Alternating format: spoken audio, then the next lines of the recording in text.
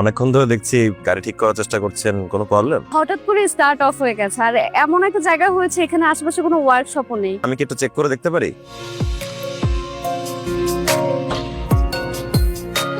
ঠিক হয়ে গেছে। আপনি নিজেও জানেন না আমার কত বড় উপকার করলেন। অর্ক, তোমার সাথে আমার একটু ইমার্জেন্সি দেখা করা দরকার ছিল।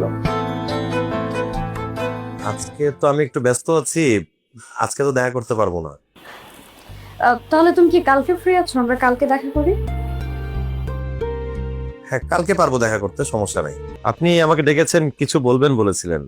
কিছু কি বলবেন নাকি চুপ করে বসে থাকবেন? না না, চুপ করে থাকবো কেন, অবশ্যই বলবো।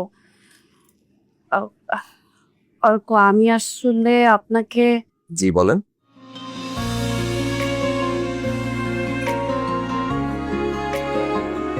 নয়ন মারা যাবার পর আমি কখনো কোনো ছেলেকে নিয়ে ভাবিনি। বিশ্বাস করেন, আমি কখনো এটাও ভাবিনি যে আমি কখনো কাউকে আমার মন দিতে পারবো, কাউকে ভালোবাসতে পারবো। হঠাৎ করেই আপনার সাথে দেখা হলো, আর আপনি আমার সাথে কত সুন্দরভাবে বন্ধুর মতো মিশে গেলেন। আমাকে আবার মাথা উঁচু করে বাঁচতে শেখালেন।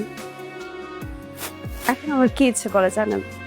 ইচ্ছে করে সারাক্ষণ আপনার সাথে সুন্দর সুন্দর সময় কাটাই, সারাক্ষণ আপনার পাশে থাকি। অর্ক,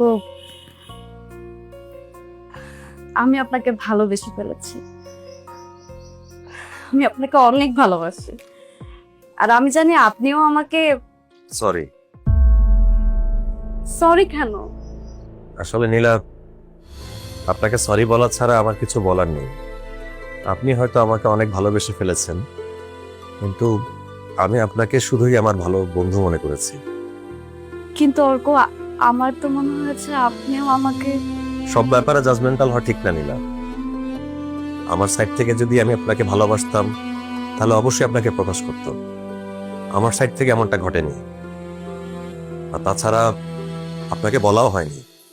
আমি কয়েকদিনের মধ্যে খুবই দ্রুত দেশের বাইরে পড়াশোনা করতে চলে যাচ্ছি, আমার জন্য দোয়া করবেন। দেখেন নীলা, আপনি একজন অসাধারণ মনের মানুষ। জীবনসঙ্গী হিসেবে আপনি অবশ্যই ভালো মানুষ পাবেন। মালিক ভাই কিন্তু ভালো মানুষ, ভালো মনের মানুষ, স্ট্যাবলিশ মানুষ। আপনাকে দেখে শুনে রাখবে। আপনার জীবনের জন্য অনেক অনেক শুভকামনা।